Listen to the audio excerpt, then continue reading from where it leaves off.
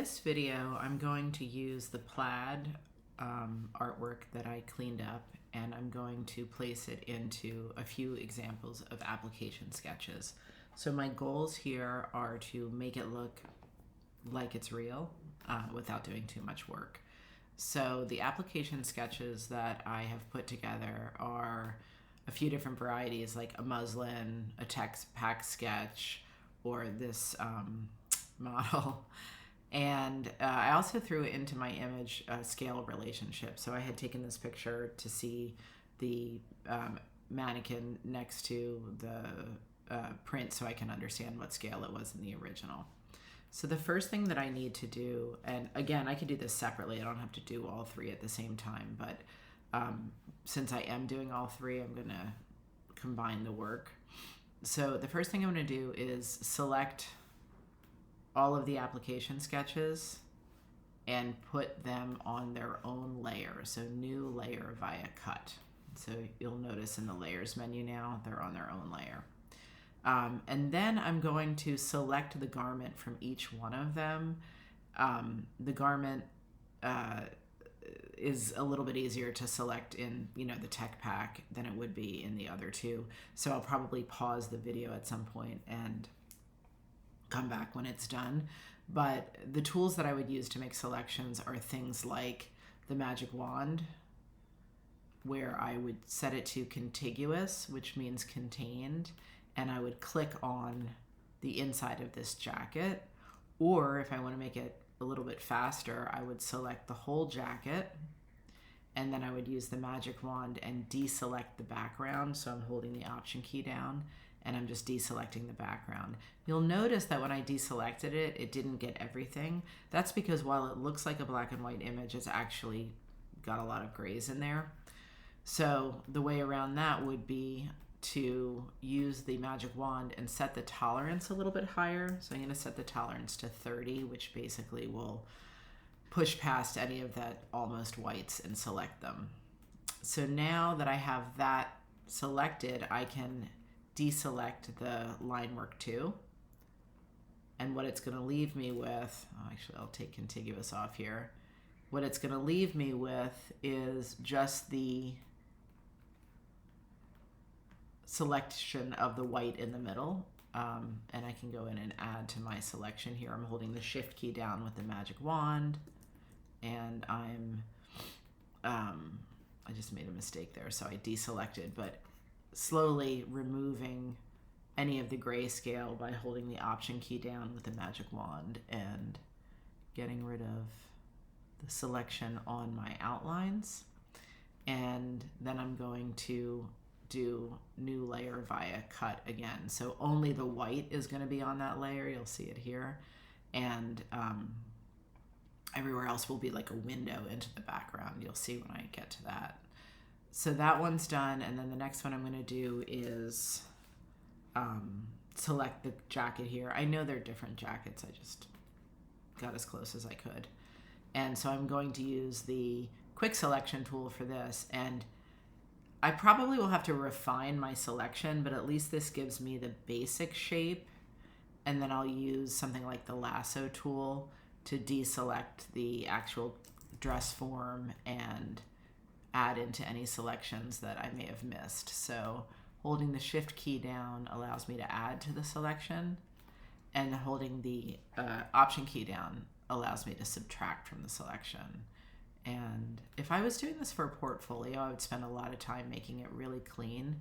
But because I'm just doing it for a demo, I'm going to do it a little rougher.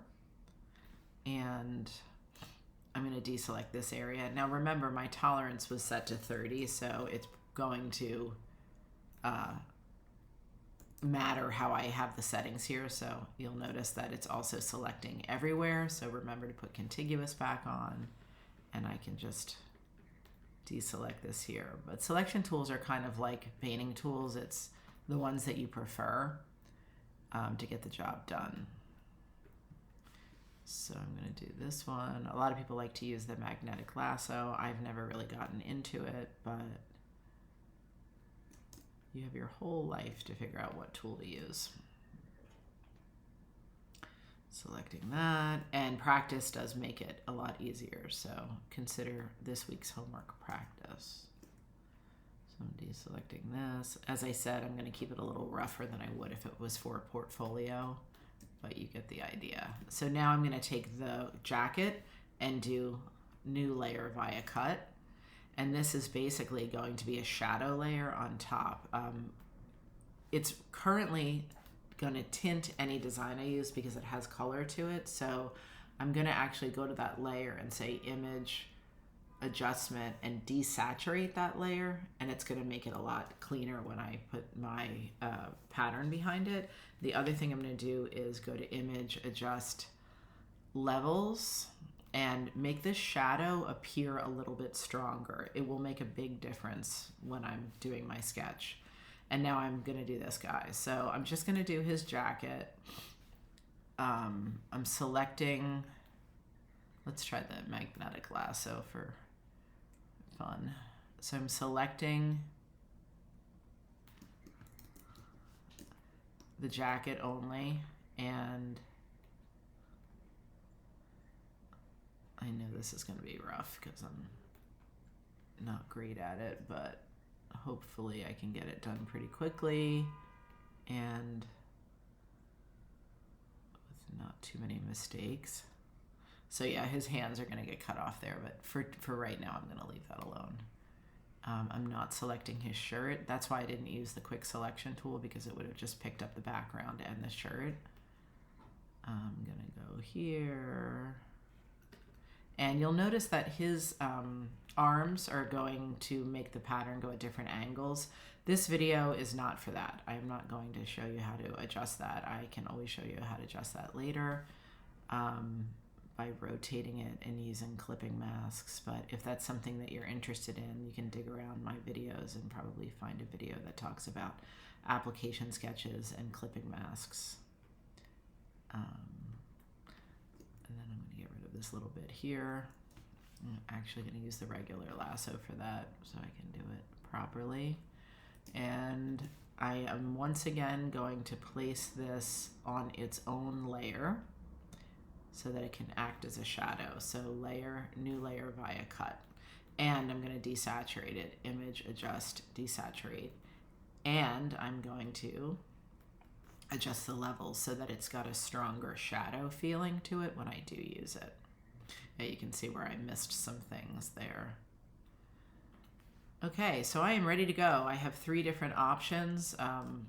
We'll call this one Guy, we'll call this one Muslin, and we'll call this one Tech.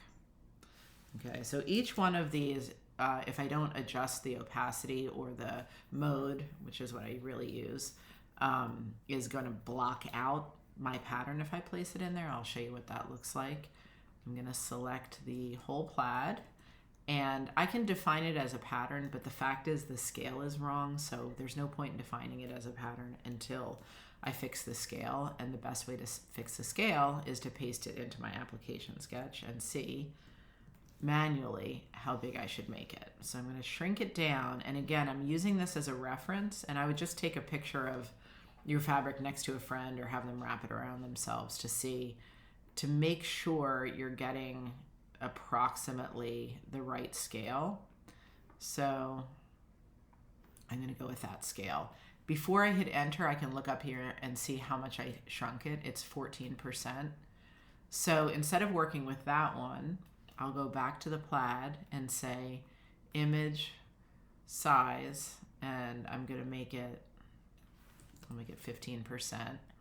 And then I'm going to select all and then edit define pattern, and that's going to give me a chunk of pattern that I can bring over here, and I'll just make an empty layer on top so that you can see where the pattern fill would go. So select that, edit, fill, and I'll go to the last pattern that I created, and this should show me what the fabric would look like if it was in yardage. It looks pretty good. The scale looks maybe a tiny bit small, but I can always tweak it up a little bit if I have to. It's better to do it with the original file so it doesn't get too torn up, but that looks better. Okay, so now I'm going to place it behind all of my sketches by moving it in the layers menu.